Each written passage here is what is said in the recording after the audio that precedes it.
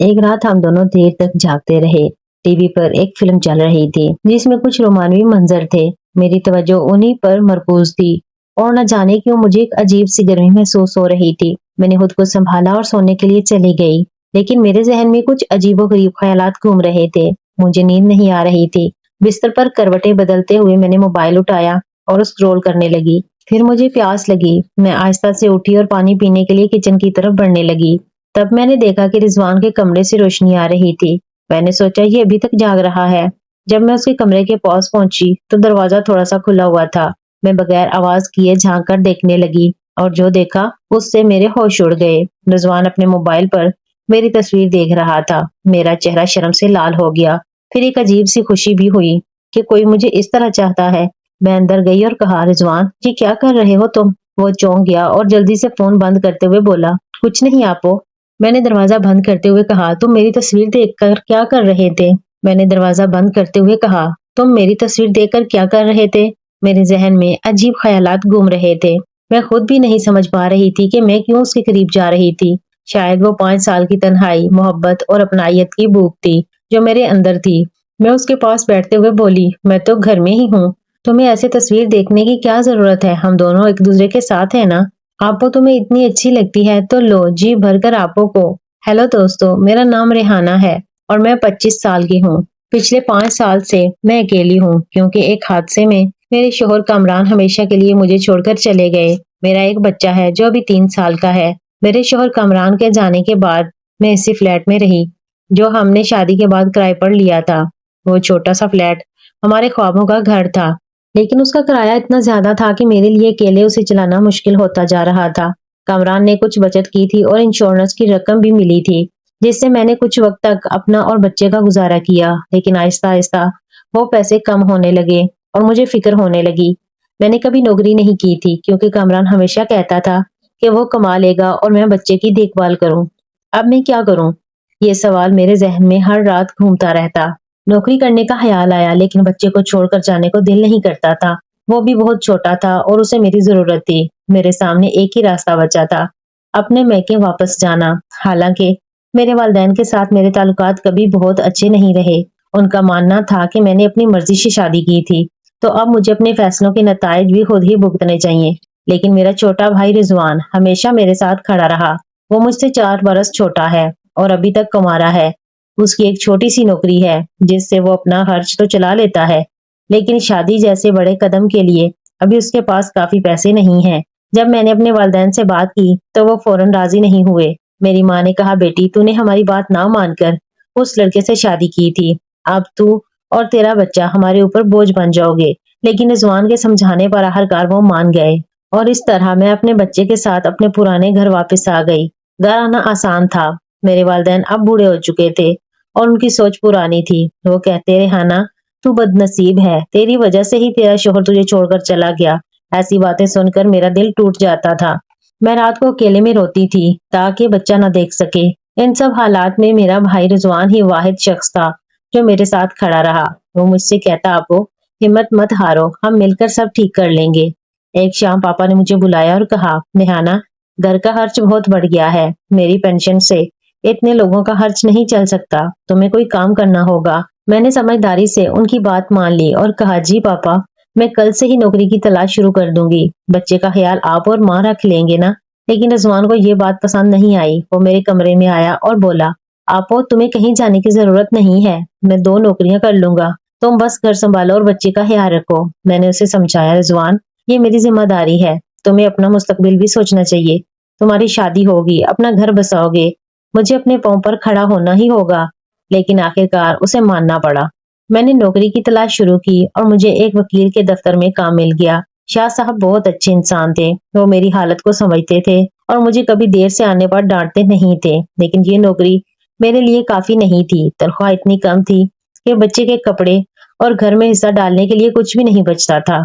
मैं हर रात थकी हुई घर लौटती, लेकिन दिल ही दिल में जानती थी कि ये काफी नहीं है। एक रात जब बच्चा सो गया, मैं बरामदे में बैठी थी। रिजवान मेरे पास आया और बोला, आपो तुम बहुत थकी हुई लग रही हो। मैंने आह भरते हुए कहा, हाँ रिजवान ये नौकरी मेरे लिए सही नहीं है, पैसे बहुत कम है और काम बहुत ज्यादा। रिजवान ने मेरे हाथ पर अपना हाथ रखा और बोला, आपो तुम नौकरी छोड़ दो, मैं दूसरी नौकरी ढूंढ लूंगा, चाहे मुझे 24 घंटे काम करना पड़े। मैं तुम्हें और बच्चे को किसी चीज की कमी नहीं होने दूंगा। उसका चेहरा चमक रहा था, जैसे वो वाकई मेरी मदद करके खुश होगा। उसने मुझे देखकर कहा, वैसे आपो तुम बहुत खूबसूरत हो, चांद की तरह तुम्हारा चेहरा थकन में भी चमकता है। तुम्हारा फिगर आज भी कमाल है। वो हमेशा मेरी ड्रेसिंग की तारीफ करता, मैं जो भी कपड़े पहनती वो तारीफ करता। आपो जब तुम चलती हो तो कमाल लगती हो। तुम्हारे साथ काम करने वाले तो आहें भरते होंगे। तुम ये नौकरी छोड़ दो, मैं हूं ना। मुझे उसकी बातें सुनकर अच्छा लगता था। मेरे शोहर कामरान के जाने के बाद किसी ने मुझसे ऐसी मीठी बातें नहीं की थी। रिजवान हमेशा मेरी तारीफ करता और कहता कि मुझे दोबारा शादी कर लेनी चाहिए। तुम अभी भी बहुत जवान हो आपो, और बहुत खूबसूरत हो। तुम्हारी उम्र दोबारा मोहब्बत करने और खुश रहने की है। सच कहूं तो मुझे उसकी ये प्यारी बातें बहुत अच्छी लगती थी। उसकी इस मिठास और मुसलसल इसरार के सामने मैं आखिरकार हार गई और नौकरी छोड़ने का फैसला कर लिया। रिजवान ने जैसा कहा था वैसा ही किया। उसने एक और पार्ट टाइम नौकरी ढूंढ ली और दिन रात मेहनत करने लगा। रिजवान अब रात के 10-11 बजे थका हारा घर लौटता। मैं उस वक्त तक जाग कर उसका इंतजार करती। घर के बाकी लोग, मेरे बच्चे, माँ और बाप जी तब तक सो चुके होते। बच्चों को सुलाकर मैं किचन में जाती और ताज़ा खाना पेश करती। रिजवान के कपड़े धोना, उन्हें इस्त्री करना और उसकी छोटी छोटी जरूरियात का ख्याल रखना मेरी रोजमर्रा जिंदगी का हिस्सा बन गया था। रेहाना आपो तुम्हें इतनी मेहनत करने की जरूरत नहीं है, रिजवान कहता जब मैं छाबे में गरम गरम रोटियां रखती।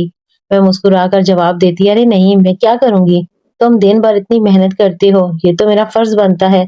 खाना खाते हुए हम दोनों बातें करते। रिजवान अपनी नौकरी के किस्से सुनाता और मैं अपने दिन की छोटी छोटी बातें बताती। ये वो लम्हे होते जब हम बगैर किसी डर या झिझक के अपने दिल की बातें एक दूसरे से शेयर करते, जैसे वक्त का पहिया वापस बचपन में चला गया हो। हफ्ते की रात हमारे लिए खास होती।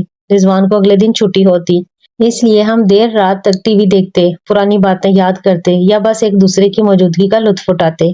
मैंने कहा, रिजवान मेरे लिए भी अपने साथ काम की जगह बनाओ। रिजवान ने सर हिलाकर मना कर दिया, नहीं आपो, वहाँ काम बहुत मुश्किल है, रात की शिफ्ट है और मेहनत भी ज्यादा है। ये मर्दों के लिए ही ठीक है, मैंने मायूसी से कहा। लेकिन मैं तुम पर इतना बोझ नहीं डालना चाहती। आखिर मैं और मेरा बच्चा तुम्हारी जिम्मेदारी नहीं है। उसने मेरा हाथ थामते हुए कहा, आपो ऐसा मत कहो, तुम और बच्चा मेरे लिए सब कुछ हो। तुम्हारे लिए मेहनत करना मेरे लिए खुशी की बात है। वैसे भी अब मैंने शादी ब्याह का ख्याल छोड़ दिया है। मैं कोई जवान तो हूं नहीं अब। मैं हंस पड़ी और कहा, क्या बकवास कर रहे हो, तुम अभी सिर्फ 21 साल के हो और बहुत अच्छे भी लगते हो। तुम्हारे लिए बहुत सी लड़कियां लाइन में खड़ी होंगी और जो भी लड़की तुम्हें पाएगी वो बहुत खुश नसीब होगी। आपो तुम कर लो मुझसे शादी। क्या क्या कहा तुमने? रिजवान खामोश हो गया, बस मुस्कुरा दिया। रिजवान ने अचानक कहा, आपो मैं काफी अरसे से सोच रहा हूँ कि तुम्हें दोबारा शादी कर लेनी चाहिए। मैंने गहरी सांस ली और कहा, नहीं रिजवान, मैं नहीं चाहती। मेरा एक बच्चा है और तुम जानते हो सौतेले बाप के साथ बच्चों की जिंदगी कितनी मुश्किल हो जाती है। मुझे अपने बेटे के लिए फिक्र होती है। रिजवान कुछ देर खामोश रहा, फिर बोला, आपो मैं कुछ कहना चाहता हूँ, लेकिन प्लीज बुरा मत मानना, ये गलत मत समझना। मैंने उसके कंधे पर हाथ रखा और कहा, हम बहन भाई हैं रिजवान, हमारे दरमियान ऐसी कौन सी बात है जिसमें गलत फहमी हो सकती है, कहो। वो हिचकिचाते हुए बोला, सच कहूँ आपा, मैं नहीं चाहता कि तुम दोबारा शादी करो। मैं हैरान रह गई, क्यों रिजवान, ऐसा क्यों? उससे तो तुम्हारे कंधे से मेरी और बच्चे की। नहीं आपो, उसने मुझे देखते हुए कहा, मुझे ये जिम्मेदारी अच्छी लगती है। तुम और बच्चा घर में होते हो तो घर जिंदा लगता है। हमें बचपन से ही एक दूसरे की आदत रही है। तुम्हें याद है जब हम दोनों गांव के पिछले हिस्से वाले तालाब में नहाने जाते थे? मुझे ये जानकर अच्छा लगा कि रिजवान मुझे अपने साथ रखना चाहता है। माँ बाप हमेशा मुझे दूसरी शादी के लिए कहते रहते थे, लेकिन रिजवान चाहता था कि मैं यहीं उसके साथ रहूं। त्योहारों पर रिजवान मेरे और बच्चे के लिए नए कपड़े लाता, बच्चे के लिए खिलौने लाता। रिजवान कुछ पैसे अपने लिए भी बचा लो, अपनी शादी के लिए कुछ तो जमा करो। वो मुस्कुरा कर बोला, आपो मैंने कहा ना, मैंने शादी का ख्याल छोड़ दिया है।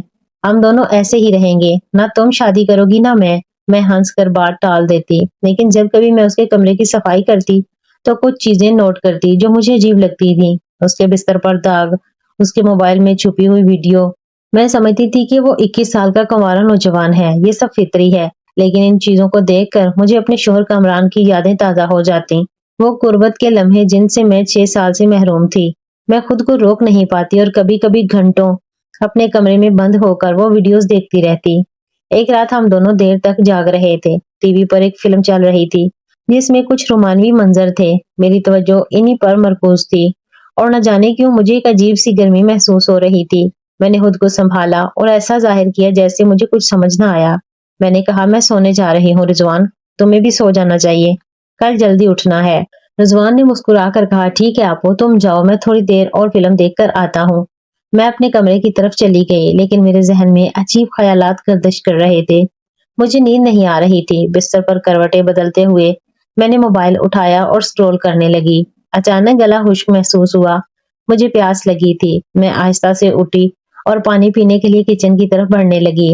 راہداری سے گزرتے ہوئے میں نے دیکھا کہ رضوان کے کمرے سے روشنی آ رہی تھی۔ میں نے دل میں سوچا، یہ ابھی تک جاگ رہا ہے۔ رضوان کی عادت تھی لائٹ جلا کر سونے کی اور پھر بجلی کے بل پر شکایت کرنے کی۔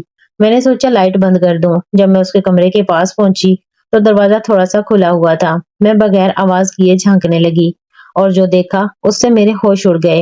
رضوان اپنے موبائل پر میری تصویر کو بڑا کر کے دیکھ رہا تھا، وہ عید والی تصویر جس میں لال ساڑی میں تھی، جس کا بلاؤز تھوڑا ڈیپ گلا تھا، اور وہ کچھ ایسا کر رہا تھا جسے دیکھ کر میرا چہرہ شرم سے سرخ ہو گیا۔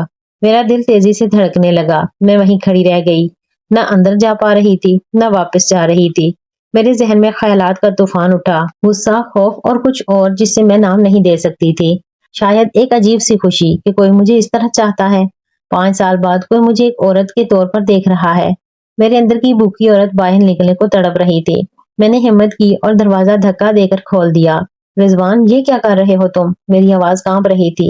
وہ چونک گیا، جلدی سے خود کو کمبل میں چھپا لیا اور فون بند کر کے نظریں چراتے ہوئے بولا، کچھ نہیں آپو، میں تو بس… میں نے کہا، میں نے سب دیکھ لیا ہے رضوان۔ دروازہ بند کرتے ہوئے میں نے کہا، تم میری تصویر کیوں دیکھ رہے تھے؟ وہ بھی اس طرح؟ وہ خاموش رہا، سر جھکائے۔ میرے ذہن میں عجیب خیالات آ رہے تھے۔ میں خود بھی نہیں سمجھ پا رہی تھی کہ میں کیوں اس کے قریب جا رہی ہوں۔ شاید وہ 5 سال کی تنہائی، رات کا سناٹا، یا محبت اور اپنائیت کی وہ بھوک جو میرے اندر برسوں سے تھی۔ میں نے اس کے پاس بیٹھتے ہوئے کہا، دیکھو رضوان، میں تو گھر میں ہی ہوں، تمہیں ایسا کرنے کی کیا ضرورت ہے؟ ہم دونوں ایک دوسرے کے ساتھ ہیں نا، ایک دوسرے کی امید، ایک دوسرے کی ضرورت، اس سے شاید ہماری زندگی آسان ہو جائے۔ رضوان نے پہلی بار میری آنکھوں میں دیکھا۔ اس کی آنکھوں میں تجسس، امید اور خوف سب کچھ تھا، جیسے وہ اسی لمحے کا انتظار کر رہا ہو۔ اس نے دھیمی آواز میں کہا، آپو، کیا تم واقعی… اس کی آواز کانپ رہی تھی۔ گھر میں سناٹا تھا، بچے گہری نیند میں تھے، ماں باپ اپنے کمرے میں سو چکے تھے، اور پھر جیسے کوئی بند ٹوٹ گیا۔ رضوان نے آہستہ سے میرا ہاتھ تھاما اور اس کا لمس بجلی کی طرح میرے جسم میں دوڑ گیا۔ 5 سال کی تنہائی، تشنگی، بھوک ایک لمحے میں جاگ اٹھی۔ ہم دونوں نے ایک دوسرے کو وہ دیا جس کی ہمیں کمی تھی، محبت، قربت اور اپنائیت۔ اس رات ہم ایک دوسرے میں اس طرح کھو گئے جیسے برسوں بعد ملے ہوں۔ وہ لمحہ اتنا گہرا اور شدت سے بھرا تھا کہ میں اسے لفظوں میں بیان نہیں کر سکتی۔ اس رات کے بعد ہماری زندگی بدل گئی۔ اب ہم بھی گھر والوں کے سامنے بھائی بہن تھے، لیکن جب سب سو جاتے تو ہم وہ بن جاتے جو ہمارے دل چاہتے تھے۔ یہ سلسلہ کئی مہینوں تک چلتا رہا۔ پھر ایک صبح جب میں اپنے کمرے میں تھی، میرے پیٹ میں اچانک مروڑا اٹھا اور مجھے کہہ آ گئی۔ پہلے تو میں نے سوچا شاید کچھ غلط کھا لیا ہوگا، لیکن اگلے دن بھی یہی ہوا۔ میرے دل میں شک پیدا ہوا۔ میں چپکے سے گاؤں سے کچھ فاصلے پر واقع ایک قبائلی بستی میں گئی، جہاں بوڑھی مائیاں رہتی تھیں جو گاؤں کی عورتوں کے مسائل کا علاج کرتی تھیں۔ ایک بوڑھی ماں نے میرے پیٹ پر ہاتھ پھیرا، میری آنکھوں میں دیکھ کر کچھ سوال کیے، پھر آہستہ سے بولی، بیٹی ریحانہ، تمہارے پیٹ میں… یہ سن کر جیسے میرے سر پر آسمان ٹوٹ پڑا۔ میں سن ہو گئی۔ میرے کانوں میں صرف ایک ہی آواز گونج رہی تھی۔ میرا پورا جسم کانپنے لگا۔ میں نے خود کو کوسنا شروع کر دیا۔ میں نے یہ کیا کر دیا اپنے ہی بھائی کے ساتھ، اور اب یہ حال۔ گھر پہنچ کر میں سیدھا رضوان کے پاس گئی جو ابھی ابھی کام سے لوٹا تھا۔ میں نے کانپتی ہوئی آواز میں کہا، رضوان بھائی، مجھے تم سے کچھ کہنا ہے۔ کیا ہوا آپو؟ اس نے میرے چہرے کو دیکھ کر فکر مندی سے پوچھا۔ میں ہچکیاں لینے لگی اور اسے سب کچھ بتا دیا۔ رضوان کا چہرہ زرد پڑ گیا۔ رضوان نے کہا، ہم میلے کے بہانے شہر جائیں گے، وہاں کوئی ہمیں نہیں جانتا۔ اگلے دن ہم دونوں شہر گئے۔ ایک چھوٹے سے کلینک میں ڈاکٹر نے میرا معائنہ کیا اور تصدیق کر دی۔ میں نے بھاری دل کے ساتھ رضوان سے کہا، یہ ہماری غلطی کا نتیجہ ہے، ہم اسے آگے نہیں بڑھا سکتے۔ رضوان نے میرا ہاتھ تھاما اور اس بات میں سر ہلایا۔ ڈاکٹر سے مشورہ لینے کے بعد میں نے وہ قدم اٹھایا جو شاید میری زندگی کا سب سے مشکل فیصلہ تھا۔ گاؤں واپس آنے کے بعد میرا دل اور ذہن دونوں بوجھل تھے۔ میں نے رضوان سے کہا، اب ہمیں اپنی اپنی زندگی الگ کرنی ہوگی۔ میں اپنے بچے کے ساتھ کہیں دور چلی جاؤں گی اور تم اپنی زندگی شروع کرو۔ رضوان کی آنکھوں میں آنسو تھے۔ اس نے کہا معاف کرنا اپو، میں نے تمہیں اس حال تک پہنچا دیا۔ میں نے اس کے کندھے پر ہاتھ رکھتے ہوئے کہا نہیں رضوان، اس میں ہم دونوں کی غلطی تھی، لیکن اب ہمیں صحیح راستہ اختیار کرنا ہوگا۔ اچانک رضوان نے میرا ہاتھ پکڑ لیا اور کہا اپو میں تم سے کچھ پوچھنا چاہتا ہوں۔ میں نے آہستہ سے کہا کیا؟ اس نے کہا کیا تم میرے ساتھ چلو گی؟ تم اور بچہ، ہم سب شہر چلیں، وہاں کوئی ہمیں نہیں جانتا، ہم ساتھ رہ سکتے ہیں، کسی کو کچھ پتہ نہیں چلے گا۔ میں اس کی بات سن کر حیران رہ گئی۔ میں نے کہا رضوان کیا تم پاگل ہو گئے ہو؟ یہ غلط ہے۔ اس نے جذباتی ہو کر کہا کیوں آپو، ہم ایک دوسرے سے محبت کرتے ہیں، ہم ساتھ خوش ہیں، بچہ بھی مجھ سے محبت کرتا ہے۔ میں نے اس کا ہاتھ جھٹک دیا اور کہا بس کرو رضوان، ہم ایسا نہیں کر سکتے، یہ گناہ ہے، اور اگر کبھی کسی کو پتہ چل گیا تو ہم کہیں بھی چلے جائیں، ہمارا سچ ہمارے ساتھ رہے گا۔ رضوان نے میری طرف دیکھا اور اس کی آنکھوں میں آنسو اور آگ دونوں تھے۔ اس نے درد بھری آواز میں کہا میں تمہارے بغیر نہیں رہ سکتا اپو، میں تم سے محبت کرتا ہوں، صرف بہن کے طور پر نہیں۔ میں نے سختی سے کہا یہ محبت نہیں، خواہش ہے رضوان۔ حالانکہ میں جانتی تھی کہ یہ صرف خواہش نہیں تھی، ہمارے درمیان کچھ اور بھی تھا، لیکن اسے نام دینا گناہ تھا۔ رضوان وہاں سے اٹھ کر اپنے کمرے میں چلا گیا۔ میں وہیں آنگن میں بیٹھی اپنی قسمت پر روتی رہی۔ اگلی صبح جب میں اٹھی تو دیکھا کہ رضوان کا کمرہ خالی تھا، وہ اپنا بیگ لے کر جا چکا تھا۔ اس نے ایک خط چھوڑا تھا جس میں لکھا تھا میری پیاری آپو، میں جا رہا ہوں یہ شہر چھوڑ کر، تم صحیح کہتی ہو، ہمارا ساتھ رہنا غلط ہے، میں نہیں چاہتا کہ میری وجہ سے تمہاری یا بچے کی زندگی میں کوئی مشکل آئے۔ میں نے شہر میں نوکری کر لی ہے، ہر مہینے پیسے بھیجتا رہوں گا، جب تک میں ہوں تمہیں اور بچے کو کسی چیز کی کمی نہیں ہوگی۔ معاف کرنا آپو، تمہارا رضوان۔ ایک چھوٹی سی غلطی انسان کو کہاں سے کہاں تک لے جاتی ہے۔ تو ناظرین، آپ کو یہ کہانی کیسی لگی؟ اپنے خیالات ضرور بتائیں۔ اگر آپ کو یہ کہانی پسند آئی ہو تو اسے لائک کریں اور ایسی ہی مزید کہانیوں کے لیے ہمارے چینل کو سبسکرائب کر لیں۔ شکریہ۔